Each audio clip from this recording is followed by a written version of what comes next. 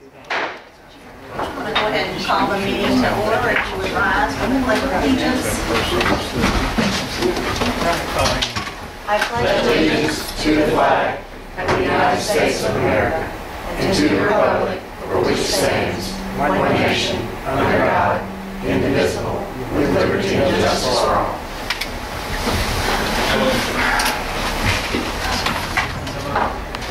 Thank you all for coming.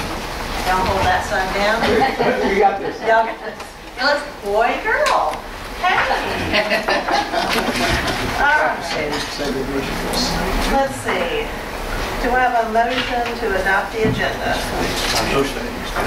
Second. Discussion. Ms. Hamilton would like to pull the recognitions at this time. I would like to say, though, kind of in the theme of what we were talking about, our accolades for our school district, our teachers, our students, and all.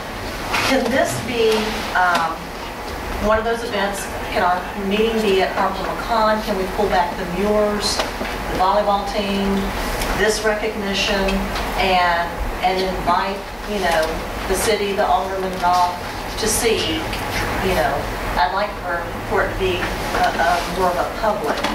Could this be one of those? And do we have any others we can add to it? The dance team had some recognitions from their camp this summer, and we were waiting to see if we were going to do it with something with the community or not. Yeah, dance team and volleyball, and then the PBIS, which is this one. Now, it's a total of 28 people that would be involved in the certificates, and then if you add the PBIS, there would be 38 people would be recognized. That's not my fault. Yeah. You have selective softball as well. Badges are superiors and some best advice in some areas. So we look at that. I emailed out to the principals and asked for recognitions, and I received nothing back as of today. They're supposed to send it to me today. Let's just move that, and we'll just put it down as an item. And so we're going to take off the recognitions. Are there any other additions or deletions, Ms. Hamilton? And under item 7 personnel, we got one housekeeper that we want to add.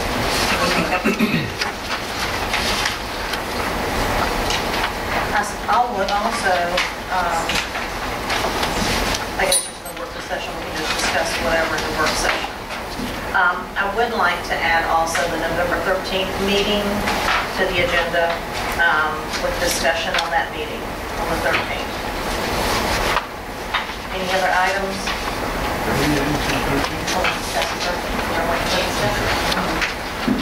All in favor? All opposed? Do I have a motion to approve the minutes of October 9? Motion. Second. Discussion? All in favor? Aye. All opposed? Do I have a motion to approve the consent agenda? Motion. Second. Discussion? All in favor? Aye. All opposed? Do I have a motion to accept the policies, or the motion to approve the policies, acceptance of the use policy for mobile devices for acceptance tonight and dyslexia screening for 30 days sitting on the table? Motion. Second. Discussion. Yes, I have a couple of questions on the mobile device. Yes. For students who bring in their mobile device to school to use, in order to get on the network, are they going to be given passwords at some form of fashion? Now, this is for cell phones, but there's another policy coming to you in the next meeting for all technology, okay, computers and students. But this, even to get on the network, yes, they will be getting a password that will allow them. They will still be under the policy. We will not be able to monitor this classroom. But the idea of bringing those technology is going on all over the country. There's some webinars, I've heard about it in conferences, so that students can use the technology that's out there. It saves the public a lot of money. And I think we need to start looking at it with where we are on budget. Now, this does say mobile laptops, iPads, Sure is. tablets. I mean, So as it you said, it's all includes inclusive. It includes, there's a little bit more that we'll bring to you the next time too, to cover, because we're getting ready to open it up as soon as our bandwidth comes in from our AT&T. We're waiting for that increase. Now, did you just say that we won't be able to monitor this very well? So basically, when they get on the network, they can pretty much do whatever they want to do? No, no. They'll still log into our Novell. They'll, like, right now, when you log in to your computer here, We can you still sign have to off. log into the Novell, our filter. Right. So it's not like open firewalls. If they bring in something that they can get into their network anywhere, like The phone. my iPad or phone, we may not be able to control that. If they don't have to get on our network to use it. So now, let me ask you this. Will they be able to put something on the network? I mean, if, okay, I have my iPad here, okay? And then I log into the school network. Can I take something that I have downloaded previously and load it onto the network? And what is going to prevent students from doing these sorts of things? I would say that prevents them now if they log on. We have certain things that are blocked because of the network. And if sometimes things get through, but if they do, we can find out who logged in, we have information on their login, and then we take disciplinary action, the same way we do now. I think that the logging onto the network, the sole use of it is to download information. I don't think this is a public forum network. I don't think there's. You can't store, well, There's not going to be any way for them to like do open chats or anything like that to put things on a network. I think this is just purely for downloading. A teacher says we're looking up Macbeth or whatever. You download. There's no going out and posting on that. It has all the firewalls and filter when you go to network, whether it's your device or ours, the network still has all of those filters and firewalls. Now, it does bring to mind a question though. If we do have the iPads and stuff like that, and they're all supposed to be sitting there, say, looking up Macbeth or whatever, 20 minutes goes by, some kids are doing something else. If a teacher goes by, does she have the authority to look at history and boom, see if that child Yes, has that's access what's to something coming in some of else? the other, yeah. Okay. And teachers will have to be having some training on how they have to monitor this when we open it up. But we will not be the first school district to open it up at all. well, I'm just not, I know this is going pretty much nationwide as people can afford to do this.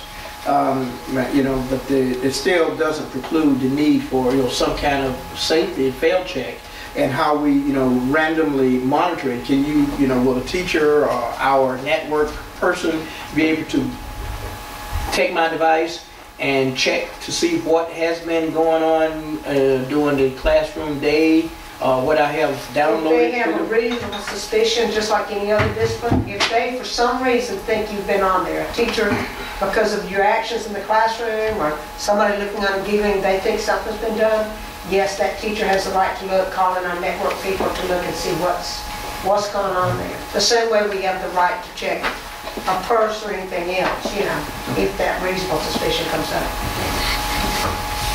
And we will just have to be careful, and like I said, there's two other things coming to you. Bring your own technology for teachers and bring your own technology for students that are also referenced. And there are the outlines right here. I read the entire thing and there has a number of questions, but if you guys are very comfortable that we can control what is going on the network and what can be downloaded and Well, whatever. Carolyn, correct me if I'm wrong. As far as our network goes, we're pretty safe because you have to log on to that network and we can go back and see anything that we want to on that network. The problem lies with mobile devices. Any kind of Wi-Fi that's floating around right there, I can get on that Wi-Fi. I can upload and download anything I want to. Therein lies the problem.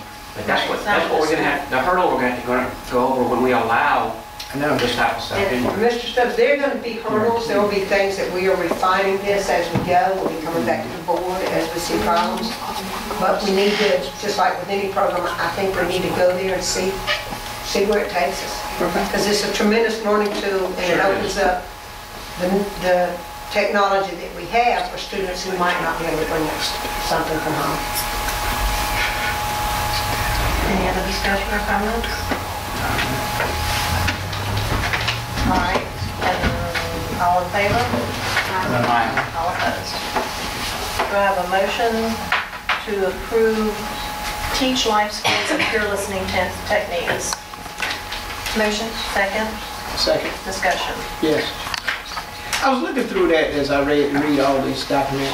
What are the 6 pillars of character? I was looking through it, I didn't pick up on it in the document that I read. I should know, but not right offhand, I can't tell you. I had looked at it before several years ago. He's been doing this for several years, and our agreement ran out, so I asked that they redo the agreement. Okay. And then I have another question is, now there's some things that, when we talk about you mentioned the 6 pillars and everybody basically understanding those pillars and implementation, et cetera, et cetera. How would those characteristics be taught to the school personnel? Because from my understanding, it is supposed to be totally inclusive. Teachers, staff, administrators, cafeteria workers, et cetera, et cetera. How will we ensure that all these people are on board?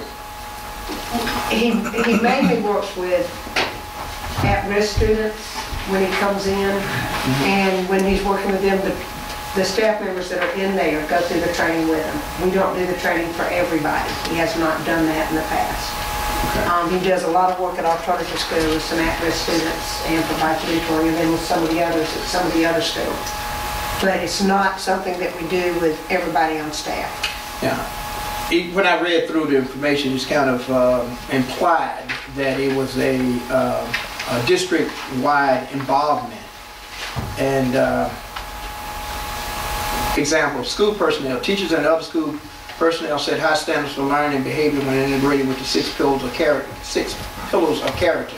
Combine these skills with peer listening, and you have students who are respectful, supportive, and lasting healthy relationship, and then it goes on and on and on, and how all this is going to be implemented generally.